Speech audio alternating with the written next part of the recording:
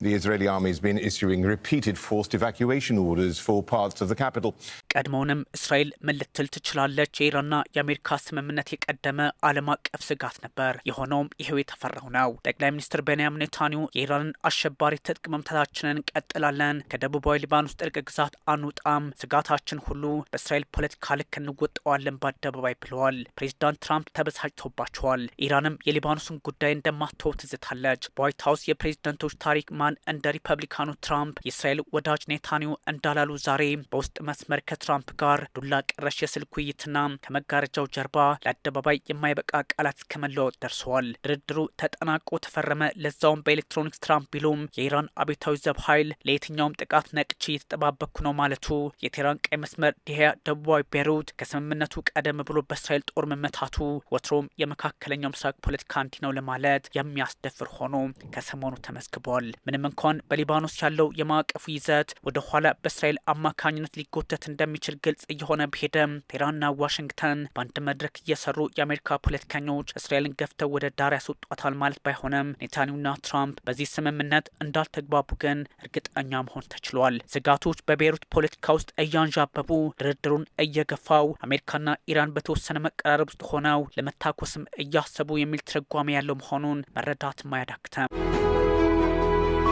ነገ ከ40 ሚሊዮን ብር በላይ የሚያወጡ አፓርታማዎችን ዛሬ በአስገራሚ ቅናሽ ይግዙ። በፍጥነትና በጥራት የሚታወቀው ቴም ሪል ስቴት ሳር ቤት አደባባይ ከዳቭ ፓቭሊየን ህንፃ አጠገብ አዲስ ሳይት ይዞልዎት ቀርበዋል። ቢኖሩበት የዲፕሎማት ሰፈር፣ ቢያከራዩት በዶላር። ባለ 1 መኝታ በሙሉ ክፍያ በ6.3 ሚሊዮን ብር ብቻ፣ ባለ 2 መኝታ በሙሉ ክፍያ በ8.3 ሚሊዮን ብር ብቻ፣ ባለ 3 መኝታ በሙሉ ክፍያ በ11.4 ሚሊዮን ብር ብቻ። ለየት የሚያደርገን በዶላር የሚሆን በኮንስትራክሽን እቃ ግሽበት የዋጋ ማስተካከያ ፈጽሞ አይደረግም። ባችሁም ልብ ይበሉ፣ ሳር ቤት ላይ በዚህ ዋጋ አፓርትመንት ማግኘት አይታሰብም። ይህ ድል አጭር ጊዜ ስለሚቆይ ፈጥነው በ0942 1642 62 ይደውሉ።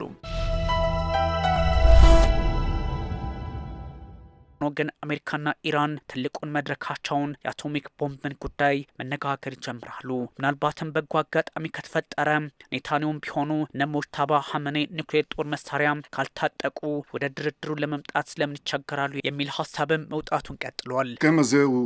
ስምምነቱ በአሜሪካ የተፈረመ ነው፣ በአሜሪካ ፕሬዝዳንት። እናም የሚያምነው በእርግጥም የሆርሙዝ ሰርጥን ማስከፈት የኒውክሌር መርሃ ግብርን ማቋረጥን ለማስተሳሰር ነው። እኔ ምለው ይህ የራሱ ውሳኔ ነው። እደግመዋለሁ፣ ውሳኔው የራሱ ነው፣ ራሱ ነው የሚመራው። ግን በተለያዩ ውይይቶች አስተያየቴን ሰጥቻለሁ። በሌላ በኩል እኛ የራሳችን ፍላጎት አለን፣ ከምንም በላይ የኒውክሌር ስጋት በሚል እንዲህ አይነት ስጋት እንዳይኖርብን እኔ ቁርጠኝነቴን አረጋግጣለሁ። በሁለተኛ ደረጃ ሊባኖስን በተመለከተ ከወታደራዊ እንቅስቃሴ ነጻ ቀጠና መስርተናል። የደህንነት ቀጠና ማለት ነው። አስፈላጊ እስከሆነ ድረስ እዛውም እንቆያለን።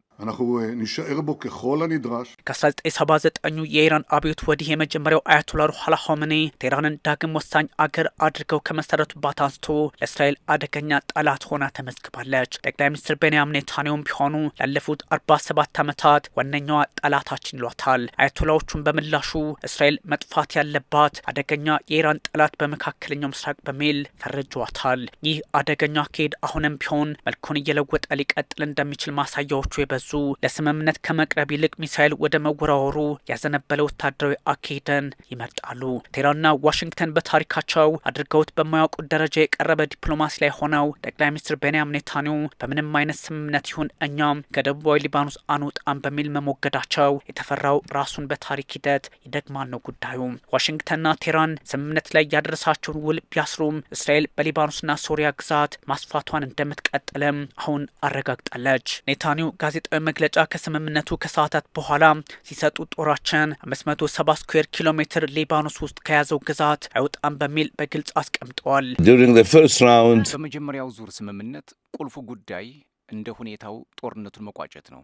ስምምነቱ ከተደረሰ በኋላ ሰኞ ጠዋት ማለቴ በቴህራን ሰዓት አቆጣጠር ጦርነቱ መቆሙ ይፋ ሆኗል። ነገር ግን ግልጽ የመግባቢያ ሰነዱ ውል የሚጀምረው አርብ ነው። የጦርነቱ መቋጨት ይፋ የሆነው ሰኞ ጠዋት ሲሆን ይህ አስፈላጊ ነው። በመግባቢያ ሰነዱ ውስጥ ምናልባትም ከድርድር ነጥቦች ሁሉ አደጋ የተጋረጠበት የእስራኤል ጉዳይ በሊባኖስ ሳይሆን አይቀርም። ስለ ኒውክሌር መወያየቱ ቀሏል። ከሊባኖስ አንጻርም ሆኗል መረጃው። ኔታንያሁ እንደ አስፈላጊነቱ የመከላከያ ደህንነት ቀጠና ፈጥረን እዛው በደቡባዊ በሊባኖስ እንቆያለን የሚሉት ከዚህ አንጻርም ሆኗል። የእስራኤል አቋም ቀድሞም ችግር ውስጥ የገባ ነው የተባለውን ስምምነት ሌላ ቀውስ ውስጥ ሊያስገባው እንደሚችል ይነገራል። ምናልባትም እስራኤል በታሪኳም ዲፕሎማሲያዊ ጀርባ መሰጠት ከአሜሪካ ለመጀመሪያ ጊዜ በኔታንያሁ ዘመን ለዛውም ኢየሩሳሌምን የእስራኤል ዋና ከተማ እንዲሁም የጎላን ተራሮችን ለእስራኤል አሳልፈው በሰጡት ትራምፕ የሚለው መነጋገሪያም ሆኗል። አደራዳሪዋ ኢስላማባድ በጠቅላይ ሚኒስትር ሻሪፍ በኩል የመግባቢያ ሰነዱ ሊባኖስን ማካቷል ብትልም እስራኤል በብሔራዊ ደህንነት ሚኒስትሯ ቀይ ዘመሙ ኢታማር ቤን-ግቪር በመከላከያ ሚኒስትሯ እስራኤል ካትዝ በመጨረሻም በመሪዋ ኔታንያሁ የሊባኖስን ለዛውም የሄዝቦላን ጉዳይ ትተነው አንወጣም በሚል አደገኛውን እርምጃ ወስዳለች። መካከለኛውን ምስራቅ ወደማይቋጭ ቀውስ ውስጥ ልታስገባው ትችላለች እስራኤል በሚል ሀሳብም እየተጋራ ነው። ከ2023 ወዲህ ሌታኒ ወንዝን ተሻግራ ጥቃት ላይ ያለችው እስራኤል አሁንም ከቀጠናው አልወጣም የሚል አቋሟን አራምዳለች። እስራኤል ራሷን ለመከላከል ይህን ታደርጋለች ቢሉትም ኔታንያሁ ስምምነቱን ጫና ውስጥ ያስገባሉ ወደሚል ድምዳሜ ተወስዶ የተለያዩ ጥያቄዎች መነሳታቸውን ቀጥለዋል። በ2006 የመንግስታቱ ድርጅት የጸጥታው ምክር ቤት የውሳኔ ሀሳብ 1701 ሌታኒ ወንዝን ይዞ ከሊባኖስና የመንግስታቱ ድርጅት ሰላም አስከባሪ ኃይል ዩኒፊድ ውጭ የትኛውም ተጠቂ ኃይል እንዳይንቀሳቀስ የሚደነግግ ከሆነም የጣሰ ነው ተብሏል። በቅርቡ የተወሰነ ዲፕሎማሲያዊ ፕሮቶኮል ይኖራል። የተወሰነ ቅደም ተከተልም ይኖራል። ፓኪስታናውያን ተሳትፎበታል። ኳታሮችም እንዲሁ። ፕሬዚዳንት ትራምፕ ስምምነቱ አርብ ይፋ እንደሚሆን ተናግረዋል። በእርግጥ ስለ ስምምነቱ ቀድሞም ይፋ ሊያደርጉት ይችላሉ። ያም ሆኖ ግን አርብ እንዳይነስ ኔታንያሁ በኢራን ውስጥ ያለው ስጋታችንን ሁሉ እንመታለን ማለታቸው የሁኔታውን መወሳሰብ ይጠቁማል። ኔታንያሁ ከትራምፕ ጋር ውስጥ ለውስጥ የተሻኮቱ ነው ከሚለው ሀሳብ ባሻገርም በእስራኤል ፖለቲካ ውስጥ ቀይ ዘመም አክራሪ ከሚባሉ የፖለቲካ ክንፎች ሳይቀር ከፍተኛ ሙግት እየተፈጠረባቸው ነው። ጠቅላይ ሚኒስትሩ ስምምነቱ በቴህራንና ዋሽንግተን መካከል እንዳይደረግ ማድረግ ነበረባቸው። በጋዛ፣ ሊባኖስ፣ ሶሪያ 1000 ስኩዌር ኪሎ ሜትር ግዛት አካባቢዎች እንቅስቃሴዋን እስራኤል እንዳትገታ ማድረግ ይጠበቅባቸው ነበር በሚል በውስጥ ፖለቲከኞችም ጫና አለባቸው። ትራምፕ ጋር ሁልጊዜ የምንግባባለን ግን ደግሞ የማንግባባቸው አነስተኛ ጉዳዮች አሉን ማለታቸውም ጀሩሳሌም ፖስት አስነብቧል። እስራኤልና ኢራን እንደማይግባቡ ማሳያዎቹ የበዙ እየሆኑ መጥተዋል። አሜሪካ እስራኤል የህዝብ ጉዳዮች ኮሚቴ ኤፓክ በዋነኝነት እስራኤል ከአሜሪካ ጋር ያላት ግንኙነት የጠነከረ እንዲሆን በመስራት የሚታወቀው ስምምነቱን አደገኛ እንደሆነ ጠቁሟል። ስምምነቱ በአሜሪካ ኮንግረስ ሳይቀር መታየት እንዳለበትም ኤፓክ አሳስበዋል። በ2015 የኒውክሌር ድርድርም እንዲሁ ስምምነቱ እንዳይጸና ሲሰራ እንደነበረም የሚታወስ ነው። ሁኔታዎች መልካቸውን ለውጠዋል የሚባለውም ከዚህ አንጻር ነው። የኢራን የውጭ ጉዳይ ሚኒስትር እስራኤል በሊባኖስ የምታደርሰውን ጥቃት ማቆም አለባት፣ ያ የማይሆን ከሆነ የመግባቢያ ሰነዱ እንደተጣሰ ይቆጠራል ማለታቸው፣ ከዛም ባሻገር ሰኞ ማለዳውን በኢራን በኩል ጦርነቱ በግልጽ መቆሙ አዋጅ ወጥቷል በሚል ሀሳባቸውን መስጠታቸው በአንድ በኩል ሰላም፣ በሌላ በኩል ስጋት ቀጠናው ላይ እንዳለም ማሳያ ሆኖ ተመዝግቧል። ሁኔታዎች መልካቸውን የመለወጣቸው ሚስጥር ሳይታለም የተፈታ ነው። በሊባኖስ ላይ የሚፈጸም የእስራኤል ጥቃት ከአሜሪካ ጋር የተደረገውን ስምምነት ጥሰት ነው በምትል በደረጃ ኢራን ሀሳብ መስጠቷና ሁኔታዎች በዛ ልክ መታየታቸው አስቸጋሪውን የፖለቲካ አውድ በመካከለኛው ምስራቅ ግልጽ ያደርገዋል ተብሏል። ኢራን ስምምነቱ እንዲጠናቀቅ ኢራንም ትፈልጋለች በሚሉበት አጋጣሚና ጠቅላይ ሚኒስትር ቤንያሚን ኔታንያሁ አሁንም ከደቡባዊ ሊባኖስ አንወጣም የሚል አቋም ላይ መሆናቸው ችግሩን ያወሳሰበው ሊቀጥል እንደሚችል እጅጉን ግልጽ እየሆነ የመጣ ጉዳይ ሆኗል። በተለይም የኢራን ፖለቲከኞች አሁን በሊባኖስ ላይ የሚፈጸም የእስራኤል ጥቃት ከአሜሪካ ጋር የተደረገውን ስምምነት ለመጣስ እንቆጥረዋለን ማለታቸው እጅጉን አስቸጋሪ አድርገዋል። እስራኤል በሊባኖስ ላይ የምትፈጽመው የትኛውም አይነት ጥቃት ከአሜሪካ ጋር የተደረሰውን የመግባቢያ ስምምነት ወይም ኤምኦዩ የሚጥስ ነው ስትል ኢራን በውጭ ጉዳይ ሚኒስትሯ ሰይድ አባስ አራግቺ በኩል በግልጽ አስቀምጣለች። አባስ አራግቺ እንደሚሉት ስምምነቱ ሲደረስ በአንድ በኩል ኢራንና ሄዝቦላ፣ በሌላ በኩል ደግሞ አሜሪካና እስራኤል ሆነው ነው ለማለት የእስራኤል ጥቃት እንዲቆም ያሳስባል በሚል በግልጽ አስቀምጠዋል። ይህ ታዲያ በሁለቱም ኃይሎች መካከል ያለው ድርድር በተስፋ የሚቀጥል ከሆነ እስራኤል ከደቡባዊ ሊባኖስ መውጣት አለባት የሚለውን ጭምር ነው። ይባስ ብሎ ግን እስራኤል ሙሉ ሊባኖስን በተለይም በደቡባዊ ክፍል ያለውን ስትደበድብ ውላ አድራለች። ይህ ስምምነቱን ጫና ውስጥ ያስገባዋል ተብሏል። ሰይድ አባስ አራግቺ አንድ ሀሳብ ሰጥተዋል። እሳቸው እንደሚሉት በሊባኖስ ያለው ጦርነት ማብቃት ከጠቅላዩ ጦርነት ማብቃት ተነጥሎ የሚታይ አይደለም ነው። የጦርነቱ ማብቃት በተጨማሪም የወረራ ማብቃትም ሊሆን ይገባል በሚል ሀሳባቸውን ሰጥተዋል። አንዱ በሌላው የፖለቲካ አውድ ውስጥ ሆኖ አንዳንድ ችግሮችን መፍጠር በዓለም ፖለቲካ ላይ የተለመደ ቢሆንም የእስራኤል ግን በዛ አይነት አቋማቸውን ሰይድ አባስ አራግቺ አራምደዋል ተብሏል። በዚህም ከዚህ በኋላ የእስራኤል ወረራ በሊባኖስ መሬት ላይ የሚቀጥል ከሆነ የተደረሰው ስምምነት የመግባቢያው ማለት ነው ጥሰት ተፈጽሞበታል ብለን በእኛ በኩል እናምናለን የሚል ሀሳብም ሰጥተዋል። የውጭ ጉዳይ ሚኒስትሩ ንግግር ደግሞ የተሰማው እስራኤል በደቡባዊ ሊባኖስ ውስጥ ወደሚገኙ ወታደሮቿ ይጠጉ ነበር ያለቻቸውን ሽብርተኞች በሚል ሀሳብ ሰጥታ ጥቃት መፈጸሟን ካሳወቀች ከሰዓታት በኋላ ነው። የሊባኖሱ ሄዝቦላህ ደግሞ የራሱን ሀሳብ ያስቀምጣል። ለእስራኤል ጥቃት ምላሽ ሚሳይሎችና ድሮኖችን ማስወንጨፉንም ይናገራል። አሜሪካና ኢራን ከስምምነት መድረሳቸው ይፋ ከሆነ በኋላ እስራኤል የደህንነት ቀጠና ባፈር ዞን ባለችው የሊባኖስ ደቡባዊ ግዛት ውስጥ ኃይሎቿ እንደሚቆዩ በይፋ አስቀምጣለች። በሊታኒ ወንዝ አቅራቢያ አሁን ጦሯ በስፋት እዚህም እዛም ይንቀሳቀሳል።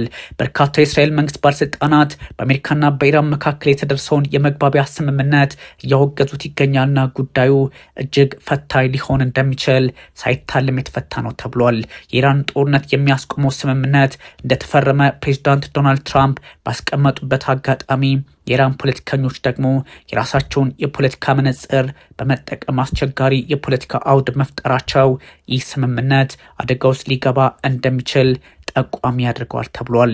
ሄዝቦላህም ኢራን ከአሜሪካ ጋር በሚኖራት ቀጣይ ድርድር እስራኤል ከሊባኖስ እንድትወጣ ለመጠየቅም ቃል እንደገባችለት መግለጹ እጅጉን አስቸጋሪ ያደርገዋል። የሄዝቦላ ኢራን ከአሜሪካ ጋር በሚኖራት ቀጣይ ድርድር የፖለቲካ ግንዛቤ እጅግ አስቸጋሪ ሊሆን እንደሚችልና የእስራኤል ወታደሮች ሊባኖስን ለቀው እንዲወጡ የሚጠይቅ በመሆኑ ኢራንም ማረጋገጫ መስጠቷ ለጉዳዩ የተለየ ሀሳብ እንዳላት ዓለም ይጠቁማል። የሄዝቦላ የህዝብ ግንኙነት ቢሮ አንድ ሀሳብ ሰጥተዋል። ለሮይተርስ የዜና ወኪል ማክሰኞ ሀሳቡን ሲሰጥ በአሜሪካና በኢራን መካከል የተደረሰው ስምምነት አርብ ከተፈረመ በኋላ ንግግሮች ሁሉ የእስራኤል ጦር ከሊባኖስ ለቆ መውጣት ይኖርበታል የሚል አይነት እንደሆነም አጽንኦት ሰጥቶበታል።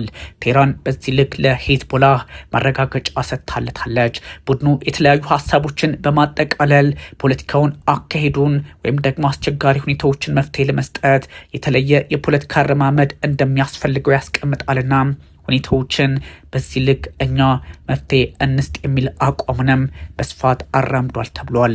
ታዲያ የሄዝቦላ አቋም ሆነም የኢራን እጅግ አስቸጋሪ ከሆነ አሜሪካም ተኩስ አቁሙን ልታፈርሰው ትችላለች የሚል ሀሳብና ስጋት በነ ኢስላማባድ ፓኪስታን በኩልም እንደዚሁ ተቀምጧል። የሄዝቦላ ዋና ጸሐፊ ወይም ኃላፊ ናይም ቃሲም ለኢራን ፓርላማ አፈ ጉባኤ መሐመድ ባጋር ጋሊባፍ ምስጋና ይገባቸዋል በሚልም አመስግኗቸዋል። ኢራን የማይበገር የሄዝቦላ አጋር በመሆኗ የተሰጠ ምስጋና ነው። ከሄዝቦላ ጋር ግንኙነት ባለው አልማናር ቴሌቪዥን ጣቢያም ቴሌግራም ገጽ ላይ በስተላለፉት መልእክት ቃል አቀባዩ ለሊባኖስ ላሳዩ ጠንካራ አቋምና አጋርነት ምስጋና ይገባቸዋል፣ ይህ የኢራናውያን ባህሪ ነው በሚል በግልጽ አስቀምጠዋል። በአሜሪካና በኢራን መካከል የተደረሰ ያለው ስምምነት መፍትሄ ያመጣል ወይስ አያመጣም? በርካቶች በተለያየ አቅጣጫ የሚመለከቱት ቢሆንም ፕሬዚዳንት ዶናልድ ትራምፕ ግን ለመፍትሄ አሁንም ቆርጠው መቀጠል አለባቸው እየተባለም ይገኛል። ፕሬዚዳንት ዶናልድ ትራምፕ ምናልባትም በራሳቸው መንገድ ከጠቅላይ ሚኒስትር ቤንያሚን ኔታንያሁ ጋር ችግራቸውን ይፈታሉ ተብሎ ቢታሰብም አንዳንድ ሁኔታዎች ግን ሄድ መለስ በመሆናቸው ፖለቲካዊ መፍትሄ እየጠፋ ነው ተብሏል። በዚህኛው አጋጣሚ ፕሬዚዳንት ዶናልድ ትራምፕ ለጠቅላይ ሚኒስትር ቤንያሚን ኔታንያሁ ሀሳባቸውን ሲገልጹ ከእንግዲህ እኔ እምብዛም ብዙ ደስተኛ አይደለውም በርሶ የሚል አይነት ሆኗል። በተለይም ኃላፊነት በሊባኖስና በሄዝቦላ ጉዳይ ላይ ሊሰማዎት ይገባል በሚል ጠቅላይ ሚኒስትር ቤንያሚን ኔታንያሁን ሸንቆጥ አድርገዋቸዋል። ይህ ባለበት ሁኔታ ደግሞ እንደነ ቻይና ያሉ ሀገራት የራሳቸውን የፖለቲካ መንገድ በመከተል ላይ ይገኛሉ። ቻይና በራሴ መንገድ ከኢራንም ከአሜሪካን ፖለቲከኞች ጋር እየሰራሁ ነው፣ የቆምኩት ለራሴ ጭምር ነው የሚል አቋሟን በአደባባይ ይፋ አድርጋለች። የቻይናው የውጭ ጉዳይ ሚኒስትር ዋንጊ ናቸው ይህን ያሉት። በዚህ አጋጣሚ ከኢራንም ከአሜሪካም ጋር እየሰራን ነው፣ በራሳችን መንገድ ሁኔታዎች መፍትሄ እንዲሰጣቸው በተለይም ስምምነት ላይ እንዲደርሱ በሚል ሀሳብ ሰጥታለች። አሜሪካ ደግሞ በእስራኤል ላይ የተለያዩ የፖለቲካ ስራዎችን መስራት እንዳለባት በግልጽ አስቀምጣለች። ቻይና ችግሩ ይህ ስምምነት በበጎ ቢታይም አሁን ያለው ሁኔታ ግን የቀድሞ የእስራኤል ፖለቲከኞች ጠቅላይ ሚኒስትሮችን ጨምሮ ይህ ጉዳይ እጅግ አስቸጋሪና ለእስራኤል ፈታኝ ሆኖ ሊቀጥል ይችላል የሚል እየሆነ መምጣቱ ነው። እሁድ ኦልመርት ሀሳባቸውን ሲሰጡ በዛ ልክ የተቃረነ ቢመስልም ግን እሳቸው የሚሉት የእስራኤል ጦር ከደቡባዊ ሊባኖስ መውጣት አለበት ነው። የማለት ከደቡባዊ ሊባኖስ ከወጣም በኋላ የሚደረገው ነገር ሁሉ ለእስራኤል የሚበጃት ይሆናል ብለዋል። አንዳንድ ሁኔታዎች አስቸጋሪ ናቸው ለማለት የሚያስደፍረው ጠቅላይ ሚኒስትር ቤንያሚን ኔታንያሁ ሀሳባቸውን ስላጋሩ ከኔታንያሁ የፖለቲካ መነጽር አንጻር ብቻ ነው በሚል እሁድ ኦልመርት ሀሳባቸውን ሰጥተዋል። ለድርድር በሩ ተከፍተዋል። ይህ ማለት በእስራኤልና በሊባኖስ መካከል አንዳች መፍትሄ ያስፈልጋል በሚል በግልጽ አቋማቸውን አስቀምጠዋል። ምንም አይነት ግዛት በሌላ ቦታ በተለይም በደቡባዊ ሊባኖስ አያስፈልገንም፣ ምክንያቱም ከዛ አካባቢ ለቀን በሰላም ከጎረቤቶቻችን ጋር መኖር አለብን አቋማቸው ሆኗል። እስራኤል ደግሞ የአየር ጥቃቷን በተለያዩ የደቡባዊ ሊባኖስ ክፍሎች አጠናክራ መቀጠሏ እጅጉን ፈታኝ አድርገዋል እየተባለ ይገኛል። የሊባኖስ መሪዎችን በጉዳዩ ላይ እየተወያዩ ከእስራኤል ጋር ያላቸውን ልዩነት መፍትሄ መስጠት እንደሚጠበቅባቸው እየተነገረ ይገኛል። በተለያየ አጋጣሚ የአሜሪካ ፕሬዝደንቶች በታሪክ ከእስራኤል መሪዎች ጋር ሳይግባቡ እንደሚያውቁም ከዚህ በፊት በግልጽ የተቀመጠ ነውና እጅግ አስቸጋሪ ላይሆን ይችላል ተብሏል። በተለይም ደግሞ እስራኤል እንደዚሁ የፖለቲካ አካሄዷን ካላስተካከለች አንዳንድ ጥያቄዎች በተለያዩ የአሜሪካ ፕሬዝደንቶች እንደሚነሳባት ይነገራል። በ1948 ሃሪ ኤስ ትሩማን ለዚህ ማሳያም ሆኖ ተመዝግበዋል። ከዛ ውጭም ደግሞ ድዋይት አይዘንሃወር በዚህ ልክ ከእስራኤል ጋር በፖለቲካ መንገድ በተለይም ያለመግባባት ሂደት ውስጥ እንደነበሩ ይታወሳል። ሮናልድ ሬገንም ከጠቅላይ ሚኒስትር የወቅቱ ማለት ነው ይስሐቅ ሻሚር ጋር እንደዚሁ አይግባቡም ነበር። ኔታንያሁም እንደዚሁ ከባይደን ጋር፣ አሁን ደግሞ ከትራምፕ ጋር፣ ቀደም ሲልም ከኦባማ ጋር አይግባቡም ነበር የሚሉ መረጃዎች ከዚህም ከዛም መውጣታቸውን ቀጥለዋል። የሂዝቦላ ጉዳይ ደግሞ እጅግ አስቸጋሪ የሆነ በመጣበት ሰዓት ዓለማችን መፍትሄ ሊሰጠው ይገባል ቢባልም የትራምፕና የኔታንያሁ ግንኙነት ግን ሌላ አቅጣጫ እንዳለውም በስፋት እየተነገረ ይገኛል።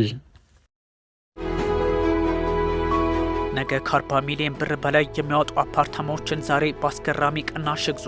በፍጥነትና በጥራት የሚታወቀው ቴም ሪል ስቴት ሳር ቤት አደባባይ ከዳንስ ፓቭሊየን ህንፃ አጠገብ አዲስ ሳይት ይዞልዎት ቀርበዋል። ቢኖሩበት የዲፕሎማት ሰፈር ቢያከራዩት በዶላር ባለ 1 መኝታ በሙሉ ክፍያ በ6.3 ሚሊዮን ብር ብቻ፣ ባለ 2 መኝታ በሙሉ ክፍያ በ8.3 ሚሊዮን ብር ብቻ፣ ባለ 3 መኝታ በሙሉ ክፍያ በ11.4 ሚሊዮን ብር ብቻ።